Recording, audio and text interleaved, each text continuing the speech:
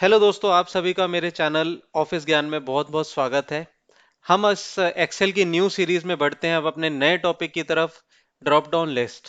तो drop down list क्या होता है, इसको सीखने के लिए आइए चलते हैं एक्सेल में।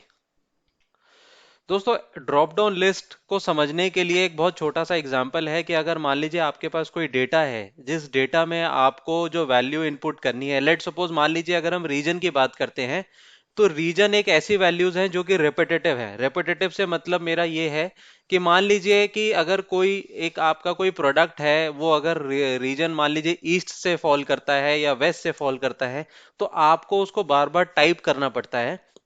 पहली चीज ये। दूसरी चीज दोस्तों ये है कि सब लोग अलग अलग तरीके से अपने शब्दों को लिखते हैं। लेट सपोज मान लीजिए अगर मैं बोलता हूं कि ईस्ट, कोई ऐसे भी लिख सकता है, कोई ऐसे भी लिख सकता है, और कोई ऐसे भी लिख सकता है। राइट दोस्तों? तो इसमें क्या होता है कि हम जब डेटा फॉर्मेटिंग करने में आते हैं तो हमारा बहुत टाइम वेस्ट हो जाता है। तो दोस्तों, इस तरीके के एरर से निपटने के लिए, या कभी कभी क्या होता है कि रीजन में डिफाइंड नहीं है, कि किसी को पता नहीं कि वहां पे ईस्ट लिखना है या क्या लिखना है, तो वहां पे वो ईस्ट का कोई भी एक सिटी लिख देगा या एक स्टेट का नाम लिख देगा कि ये रीजन तो यही है। ठीक है दोस्तों? तो इस तरह की चीजों को अवॉइड करने के लिए क्या एक अच्छा सा वैलिडेशन यूज होता है, उसको बोलते हैं ड्रॉप डाउन लिस्ट। तो आइए दोस्तों देखते हैं ड्रॉप डाउन लिस्ट क्या होता है और इसको कैसे क्रिएट करते हैं। बहुत इजी स्टेप है दोस्तों इसको करने के लिए। सबसे पहला सिंपल तरीका अगर मैं आपको बता दूं, सिंपल तरीका आपको करने के लिए आपको क्या करना है, आपको वो जो फील्ड है जहां पे आपको ड्रॉप डाउन लिस्ट डालनी है, वहां पे आपको क्लिक करना है, डेटा वैलिडेशन में जाना है, और यहां से आपको लिस्ट सेलेक्ट करना है।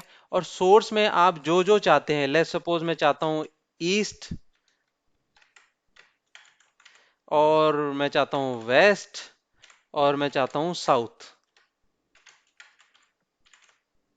आपने कुछ नहीं करना, सोर्स में बस अपने नाम नेम टाइप्स करने हैं और कॉमा डालना है हर नाम के बीच में, और ओके दबा देना है। तो देखेंगे यहाँ पे आपका वो drop down list automatically create हो गया दोस्तों। इसमें आपको कहीं पे भी कोई ऑप्शन अलग से सेलेक्ट करने की जरूरत नहीं है। आप जहां पे जोन सा ऑप्शन डालना चाहते हैं, जोन सा रीजन डालना चाहते हैं, बस आप ड्रॉप डाउन में जाइए, और आप इसमें अगर कोई चौथी चीज लिखना चाहते हैं, जैसे हमने ईस्ट वेस्ट और साउथ डाला बट नॉर्थ नहीं डाला, अगर मैं यहाँ पे नॉर्थ लिखना चाहता हूँ तो ये नॉर्थ नहीं लेगा दोस्तों। राइट? तो ये हुआ पहला फॉर्मूला दोस्तों। अब दोस्तों बढ़ते हैं हम अपने दूसरे फॉर्मूले की तरफ। दूसरा फॉर्मूला क्या होता है दोस्तों, हम इसमें क्या एक लिस्ट को क्रिएट करते हैं। वो ये तो हमारी भी स्टैटिक लिस्ट, कि हमने एक लिस्ट बनाया और हमने इसको एज इट इज इसमें डाल दिया वैलिडेशन के रूप में। दूसरा क्या होता है दोस्तों, हम क्या करते हैं, एक लिस्ट क्रिएट करते हैं। क्रिएट करने का मतलब दोस्तों, मैंने यहाँ पे एक सैंपल डेटा बना रखा है अलग अलग फील्ड के लिए, रीजन, रिप्रेजेंटेटिव और आइटम के लिए। तो अब हमने जैसे यहाँ पे रीजन देखा था ईस्ट वेस्ट, मैंने यहाँ पे सेंट्रल भी रीजन डाल दिया, मैंने यहाँ पे नॉर्थ भी डाल दिया, और मैंने यहाँ पे साउथ भी डाल दिया। ठीक है दोस्तों? अब इन रीजन को सेलेक्ट करने के बाद दोस्तों हमें क्या करना है, हमें लिस्ट क्रिएट करनी है। तो अमूमन क्या होता है कि हमने पहले उसमें क्या था, हमने इक्वल टू का साइन डाल के हमने नाम लिख दिया। लेकिन अगर हम इनको लिस्ट के नेम दे दें, तो लेट सपोज अगर मैं पहले जितना मैंने लिस्ट मैंने ड्रॉप डाउन में डालना था मैंने उसको सेलेक्ट किया, और यहाँ पे देखेंगे D4 का जो कॉलम है इसको हम रीनेम करके हम यहाँ पे डाल देते हैं रीजन, और हमने यहाँ पे कर दिया एंटर। तो अब देखेंगे इतनी पर्टिकुलर फील्ड का नाम चेंज होकर अब हो गया रीजन। अब आपको वापस लिस्ट वाले सेक्शन में जाना है, आपको यहाँ पे सिलेक्ट करना है पूरा, और वापस आपको डेटा वाले सेक्शन में वैलिडेशन में जाना है और यहाँ से लिस्ट सेलेक्ट करना है। अब आपको यहाँ पे सिर्फ इक्वल टू का साइन डालना है, और यहाँ पे सिर्फ आपने लिखना है रीजन, और यहाँ पे करना है एंटर। अब आप देखेंगे दोस्तों कि यहाँ पे ऑटोमेटिकली जो आपने रीजन्स यहाँ पे डाले थे वो यहाँ पे दिखने लग गए हैं दोस्तों। अब इसका दोस्तों इस तरीके की लिस्ट क्रिएट करने का फायदा क्या है, आपको लगेगा कि दोस्तों पहले वाला तरीका भी सही था, कि जाओ बस टकाटक अपना रीजन का नाम डालो या जो भी नाम डालो, यहाँ पे 2 मिनट में लिस्ट आने लग गया, हमें इतना टेंशन लेने की क्या जरूरत है कि शीट में जाएंगे, लिस्ट बनाएंगे, ऐड करेंगे, जो भी करेंगे। अब दोस्तों इसमें एक फायदा क्या होता है ये इस तरीके की लिस्ट बनाने का, कि एक तो आपके पास डेटा का रिकॉर्ड रहता है कि इसमें कौन कौन सा डेटा है, प्लस अगर आप इसमें कोई रीजन ऐड करना चाहते हैं तो दोस्तों इसमें बहुत इजी तरीके से हो जाता है। आपने क्या करना है, आपने इस डेटा में जाना है, एक ऐड सेल डाउन करना है। ठीक है? और यहाँ पे आप जो भी नेम लिखेंगे, लेट सपोज मैं यहाँ पे लिखता हूँ फ्रंट फ्रंटियर फ्रंटियर मैंने लिखा और मैंने इसको सेव कर दिया। अब आपको कहीं पे कोई फॉर्मूला लगाने की जरूरत नहीं है।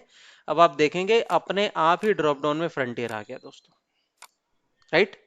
इसी को अगर मैं वापस इन नेम की तरीके से करूं, मैंने इसको वापस हम दोबारा से सीख रहे हैं। हमने नेम जहां पे डाले थे, हमने नेम को सेलेक्ट करा, इसकी शीट का नाम नेम कर दिया, एंटर मारा, ये नेम के नाम से सिलेक्ट हो गया। अब वापस हम अपने शीट में गए जहां पे हमें उसको ड्रॉप डाउन को लगाना है। डेटा को सेलेक्ट करके डेटा वैलिडेशन में गया, उसके बाद हमने लिस्ट सेलेक्ट करा, यहाँ पे इक्वल टू का साइन देके सिर्फ हमने डाल दिया नेम और हमने कर दिया ओके। अब ऑटोमेटिकली देखिए जितने भी नेम थे सारे नेम यहाँ पे ऑटोमेटिकली दिखने लग गए दोस्तों। आइटम में भी हम सेम इसी तरीके से आप एक बार करके देखिएगा दोस्तों।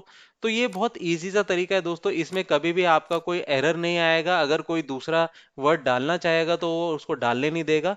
तो इस तरीके से आप डेटा के अंदर यूनिफॉर्मिटी रख सकते हैं। तो दोस्तों इस वीडियो में अभी तक इतना ही। आप पूरी वीडियो देखने के लिए दोस्तों थैंक यू सो मच। और दोस्तों अगर आपका कोई भी क्वेरी है तो कमेंट सेक्शन में जरूर डालिए, लाइक करना मत भूलिए और सब्सक्राइब करना मत भूलिएगा।